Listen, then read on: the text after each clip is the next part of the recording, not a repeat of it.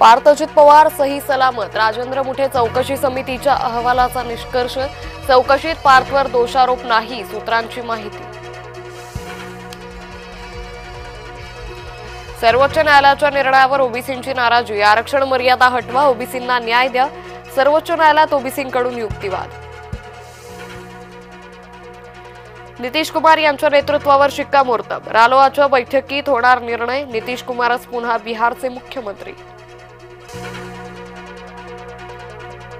बाबा सिद्दीकी हत्या प्रकरणात महत्त्वाची घडामोड। बिश्नोई टोळीच्या सदस्याचे भारतात प्रत्यार्पण। अल-फलाह विद्यापीठाच्या संचालकाला ईडीकडून अटक। जावेद अहमद सिद्दीकीला ईडीकडून अटक। आर्थिक गैरव्यवहार प्रकरणी ईडीची कारवाई। नवी मुंबई विमानतळ सुरुवातीला 12 तासच खुलं राहणार। नाताळपासून दररोज 23 विमानं करणार उड्डाण। सीएनजी पुरवठा अखेरीस सुरू। वाहन चालकांना मिळाला दिलासा। सीएनजी भरण्यासाठी 10 तास लागल्या रांगा। राज्यात गारठा वाढला। महाराष्ट्रात 2 दिवस थंडीची लाट। किमान तापमानात आणखी घट होणार। उत्तर महाराष्ट्रासह मराठवाड्यात थंडीची लाट तीव्र। अजित पवारांची डोकेदुखी वाढली। बीएमसी निवडणुकीचे स्टार प्रचारक अडचणीत।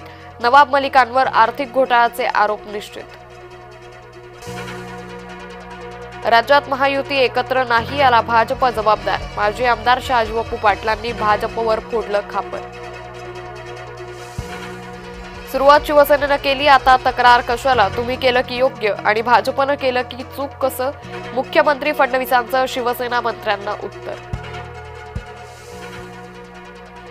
शिवसेना आमदारांना दुःख असह्य होईल तेव्हा उपचारासाठी बाहेर पडावं लागेल। शिवसेनेच्या नाराजी नाट्यावरून वडेट्टीवारांचा भाजपवर निशाणा। मंत्री प्रचारात असल्यानं गैरहजर। महायुतीत वाद नाही, मंत्री चंद्रशेखर बावनकुळेंचं स्पष्टीकरण। जळगावात महाविद्यालयातील कंत्राटी कर्मचाऱ्याची आत्महत्या। कायम नोकरीसाठी 15 लाख देऊनही कामावरून काढलं। नोकरी गेल्याच्या तणावातून कर्मचाऱ्याची आत्महत्या।